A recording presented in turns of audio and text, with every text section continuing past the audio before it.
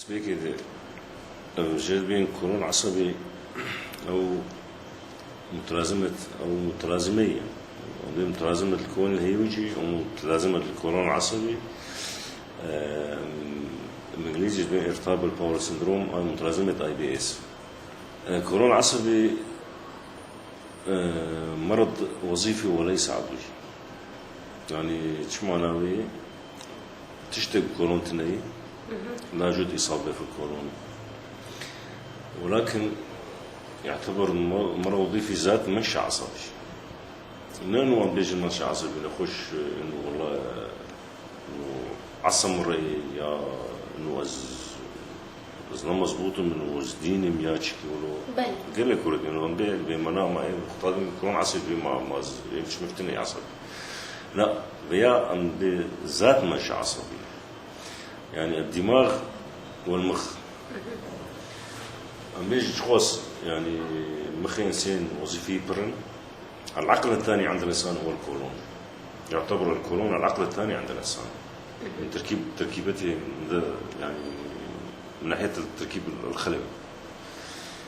القولون العصبي مكارم يجن إنه مرض وظيفي ذات منشأ عصبي مختصر مفيد، يعني ارتباط الباور سندروم. أما نخش تشنج في القولون، تشنج في القولون نتيجة أسباب إبرة. يجي خوارن أدوا تعصيب زيادة، إنسان عصب يعني عازبون بالقولون بيشي، خوارن اللي بيشي جمد وإنسان تيش. أبيها تشنج ندري قولون شد عصب وشيء، مختار عصب تشنج وإيش شيء. أما قولون بخدش بيفتني، يعني قولون صار سليم. تنظريا كم قولون ده؟ قولون خالي من الأمراض، من الأورام، من داء قولون، من تقرحات، من يعني لا يوجد أي مشكلة في القولون. إيش يعتبر مرض وظيفي فقط وليس عضوي. عضويا إنه قولون سليمة، أما يعني خلل في وظيفة القولون، بس وظيفة القولون. قولون عصبي له نوعان، ينقسم القولون العصبي إلى نوعين. القسم الأول بالقولون ارتباط الباور سندروم، متلازمة القولون العصبي المرافق بالإمساك، ومتلازمة القولون العصبي المرافق بالإسهال. جانا عالميا تصنيفها هي نوعين، يعني مرافق بالإمساك ومرافق بالإسهال. جانا نخش نفسها رجيت وضعية خربطة الجمساك دبي إسهال، يعني دبي مختلط ميكستر، يعني وظيفات خربطة. يعني نخش القولون العصبي خروج نظامي جانا اشتداد قديد بو إسهال بير جديد ديس بقرية بو طبيعي. جانا نخش القولون العصبي بحياة آخر نظامي درباسك. ينقسم القولون العصبي إلى نوعين. القسم الأول مرافق بالإمساك، قولون تشنج معوي، آلام معوية في البطن مرافقة بالإمساك. نخش تشار وجع حتى رجعنا كان بركبش درب نغيا أبجي القولون العصبي، بس خطأ أي شيء دبي أنا بقدر إنه أبجي القولون العصبي. أنا وعيد ده إنه إسهال مستوى. طبعا فرد فرقة علاجية، فرقة علاجية هي وفرقية إنه دورة خوارنا يجي تشوا سيطرة سلام. أنا بقدر إن القولون العصبي ليس أم بيجن مثلا القولون العصبي دقيقة مرحلة حتى أصلا كاب حالة اكتئاب، قلق، توتر شديد، صار قلق بير شديد، قولون بيرعي، أو نزال إنه مصدرها ويجي قولون. المجهول بقدر الجار تشجع عوري، بما إنه القولون العصبي هو العقل الثاني عند الإنسان من ناحية تركيبة الخلايا. الوردة عندش منشأ عصبي. التعصيب العصب المسؤول عن النيرفاتسيا، التعصيب عن جهاز الهضمي سيستم هو النيرفس فاجوس نزير الودي. كل مريض يعاني من ربو، مشاكل قلبية أو قرحة معوية أو مشاكل في القولون أو القولون العصبي، تبدأ مشاكلهم بعد الساعة 12 ليلا، وتهدأ الأعصاب وتهدأ الأعراض في 5 صباحا. فيها آليات فيزيولوجي طبعا تركيبها يخوي تعرض بشكل جمع نزيل ودي نزيل غير ودي سيمباتيك نيرفس سيستم وبارا سيمباتيك نيرفس سيستم. تعصيبها بشكل شغله شنو خوشي ربو دل kolon madde avana şebeki deşi şahat yazdı da hatta şaresi ve parası besin nervesima asabi daha çok هدوء شديد بحالات الإنسان. كورونا عصبي إنسان مثلا شو بيجي؟ يعاني من نفخة، غازات، آلام شديدة في البطن، خروج غير منتظم، يعني الاصطباع صار مضبوط، هو مش تقول يا إسهال يا قبض يا مختلط. لنفي جميع الأمراض طبعا حسب حالات سريرية أنا مش هقول سؤال لكن وضعيتين مثلا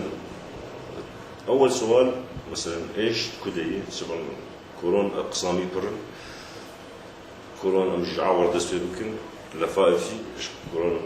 دقيقة تركيب هاي أمكن كورونا مثلا عور جاجور قسمي زائد الفردي أمكن كورونا الصاعد كورونا المعترض كورونا النازل كورونا السين المستقيم الشرج.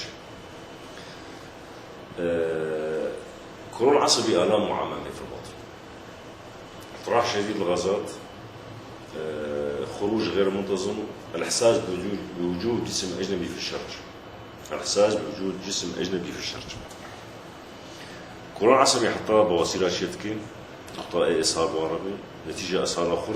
الشق شرجي شيتبي بواسير شيتبي يا يحرك البواسير والشق الشرجي دنكسين نخوشي بيربي ويدنكسين فيزيولوجيا ما قلت ذات مش عصبي في حالة دي أمشي بكرة من في بكن نخوشي دنيا مثلا إنه في بكن دا كورونا قرحي التهابه مع جبر ده مدركه من شيء متكن عندي كورونا تشخيص أبي تنظيريا يعني تنظير صافي تشتكتنا بكورونا باقجبي تشخيص جامع ماتشي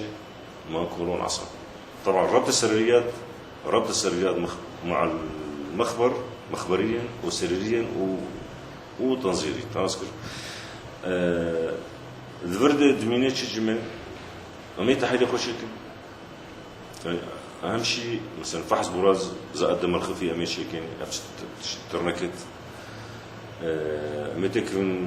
تحليلني برولوتوكتين مشيت كنت تشتنا كبي مثلا تيس فيت هي بانا تجدرنا كبي إجا تشخيص أساسي مدركم ديس تنظيرا كورونا سيمدركن خوشي من ماتشي ما طبعا بيعمل في بكن حمى بحر متوسط ده دوري جد بجد أوجي نفس أعراضات دي بس ويا ألم مفاصل ارتفاع حروري هي أميتك تشخيص تفريغي نخوشين يشبه شاخوراك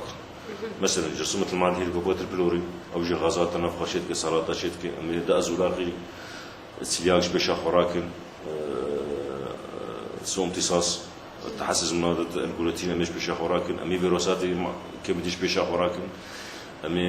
مثلا بالتالي فانا ما قشت فكر تشتمه متكر تنظير تشنا ضامنه حاله سريريه ربط سريريات قصه سريريه امي بشخص انه كورونا عصبي. طبعا كورونا عصبي مرض غير خطير تعطيتنا بس الام مزعجه جدا حتى جانا خوش كبرت كيز مش فيتش برقطات كورونا تشنجي فيزيولوجياوي اناطومي ما يتغير كورونا جوي الهباطب يعني الهباطب نما بردة إلا أمسر مهدئات يخل. طبعا أمجد بين ستايبر ستيبن درجة أولى هي درجة ثانية هي درجة هذه متوسط شدي هي خفيف شدي إلى يعني كمرحلة كده إنسان جبرت كمش في كورونا عصبية. أي مريض يعاني من قلق ألم في البطن مع توتر أو يرجع علامات الكورونا عصبية. يعني فعلا قرينا نخش كورونا عصبي توتر قريب ماشي تبيت كورونا بهد أم فردي أمي بقى نسير شيء تشخيصه ويقرك يرحتي تشخيصه أساسي ونقول مخبريا شعاعيا تشندامه تنظيريا تشندامه أمي جا حالة سريرية مقارنة بممكن ونخش ومش تربط جا أعراض كورونا عصبي ألم في البطن غازات نفخة اسهالات ايش ضابي بشتي ايش ضابي الكاسين ايش ضابي حجاب الحاجز يعني انسان بيجلطه من خص تسرع شيدك بس تقطيب للناك دفردي امي بكرن شيء فكرة دركبن إجامي دركبن سؤالي مثلا نوعية خوارنا يجمع كورون كشا خوارنا سيدش كورون عصبي يجي أبيش ما منشأ عصبي ذات منشأ عصبي مزاجي أفكر صار هناك شير ديش هناك بيناشن هناك برغولي ديش هناك بيناشن هناك برنجي ديش بيناشن كورون عصبي طبعا بقوليات جيرناب بشكل عام مقالي جيرنابي شير جيرنابي خوارنا جران دهونات جيرنابن خيار هناك بيديشن جبشة ديشن برتقالة ديشن فيكي ديشن نوعية فيكي كلكي كورون دهيجين مثلا بزبستاني برتقال عالم بيديشن اما هافيني تشوفوا فيكيها بندخش بيديش مشمشة كرز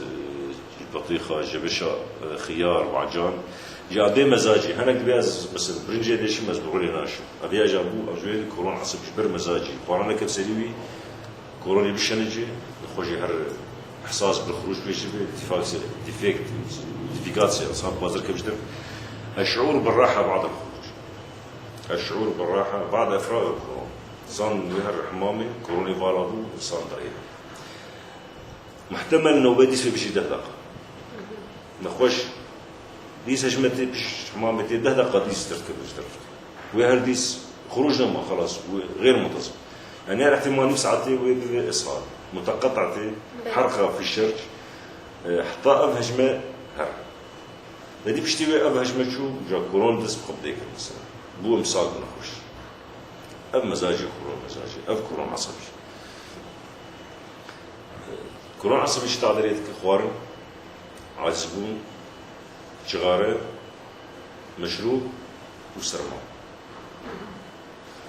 وصارت حالات التوتر الشديد قلق جدا جدا يعني مراحل من التطور قلق صانتي حتى انهيار عصبي برشيد جنبه مراحل طبعا مراحل دبي جات فردة أبتكر مثلا برنامج مثلا علاجي كورونا عصبي علاج يرتني إكس لا يوجد علاج لكورونا عصبي فقط علاج محافظ معالجة الأعراض فقط تيتا الشنجراكي دي خوارني بنازميني دفرت تاني دي كينغ هذا مضادات اكتئاب دتن مضادات اكتئاب في حال الشعور بالقلق يعني امكار مثلا نخش الشر مضادات الشنج سويكن مرحله اولى حسب حاله شو باز حاله سبب درما سبب نوع كيدات يعني درمان يكون عصبي عالميا جدا مليتري هيدروكلورايد او دسبتالين شيء درمان شرط بس خطاجات في حالات خرب التوتر دي وخش نما كان رازج بر افكار تاني وضعيف تخربط وجه جا مجباري نوع مضادات درماسكن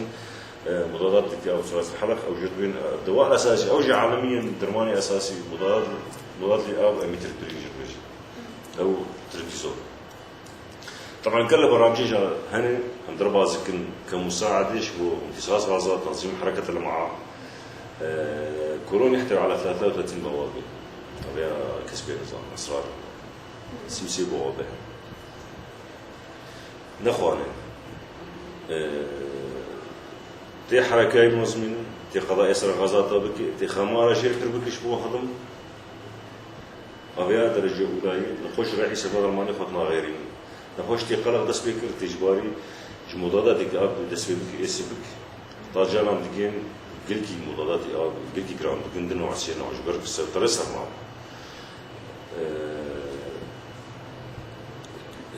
كورون عصبي تعلم ليش هي يعني 50-60% نخش جوار بقر 11 الاوسط كورون عصبي وبارهنه بقر عم بيجي ارتباط الباور سيندروم او متلازمه او خو متلازمه او متلازمه العماره الهيوجيه او متلازمه الكورون عصبي مرض وظيفي وليس عضوي ضاد منشأ عصبي مختصر مفيد او تسييراوي وله نوعان ينقسم الكورون العصبي الى نوعين النوع الاول الكورون العصبي المترافق بالامساك النوع الثاني الكورون العصبي المترافق بالاسهال جاكلت فردة مثلا عدم تحمل الجلوكوز هي عدم مثلا وقت نفس اعراض مجهود سيدات سوء امتصاص عنتر تحمل مثلا ماده البروتين حطاشير اجي جات كت مثلا غياكش الكورون العصبي تعديلاتك وتكلجها سو امتصاص نباتي سو امتصاص حيواني هي سو امتصاص قال لك تشت نفس اعراضها بدن جبر كورونا ناحة من بإخوارنا ناحة من خلاص إخوارنا كسلمي كوراني عازم دبي خوش يخلص ويظهر بابش بمثال دفرد جمع مثلا مخيب شي جمع كورونا عصب المرافق والإمساك إمساكه مثلا بين 6 رجال خوش إمساك على مدى طويل يؤدي إلى تجسم في غشاء المخاطر للأمعاء للكولون على مدى البعيد والمدى البعيد الكورونا العصبي المرافق للإمساك هو يؤدي إلى بالمستقبل إلى تشكل خلايا سرطانية في الكولون يعني ترسم شيء كورونا عصبي المرافق للإمساك خرق يستقبل إلى سرطان جبر تلامس يعني برازمة قل كدميني كورونا المنطقات دميني دفعتني تعديل طبعا تجسم مواد صاملة مواد جرثومية إلا تغيير أنسجة شيتك فرد يعني حسب ابحاث هذه دبي نخش خوج مثلا أنا بيجي شو ما امساك تنظير كمان بس كا كورونا عرض هي تني إنه كورونا خد يشتري يا قياسات خوي طبيعي هذا أجنب بشير حاله بيجي ميجا كورونا خد يشتري كورونا خد يشتري مثلا أو جيم زاروك أشيد بي أو خرق المشي أبيا بحث كيدين دهش برينج أبيا كورونا خد يشتري زاروج حط رجع خروج تني وش على كورونا هنا لازم ميجا كورونا جي دكن حتى خروج أو رحلان نبين طبعا أقسام الكورونا هي الكاركتك يك امتصاص مواد يك امتصاص سوائل مثلا حتى آخر شيء الكورونا نازل وش على دبي تجمع البراز تجي الفضلات تانية تمينين تحطات كيف جا مخزن البراز تيسين كيف مخزن البراز جاهز للخروج أما أقسام قال لك هذه وظيفة قوية إجلافائي في جماعات دقيقة درت كيف كد كورونا اشتي عملية هضم مواد شديدة طبعا كورونا قال لك آليات التعقيد جدا عن مواد استقلال الوقت جاب بقر مثلا تيجا هرنا خوشكي مثلا في برنامج خاص جدا كورونا عصبي امساك برنامجي خاص كورونا عصبي اسهال برنامجي خاص ايه كورونا عصبي امساك برنامج تبع حول اسهال برشيد شبو دركب ايه كورونا عصبي امساك طبعا اسهال تي حفاظ اساس سوالك تناهي تي اسهال يمسك تي مضادات اسهال بربت اما مضادات اسهال بكي بحيث حجم شيء حتى كورونا عصبي صار نخوش نمر تحت خروجي لانه يجاك هذاك طرح بك مواد فضلات كامل خروج الصندر يعني ازري حمراء او متقطعه حتى من الياك انه مريض الكورونا العصبي يخاف من السفر على الطريق او يركب باص او سياره لمدى طويل دائما الكورونا العصبي يفكر خوفا من الاسهال والله حمام تلبس بكتر زي سر ايش بيمزي بكتر دي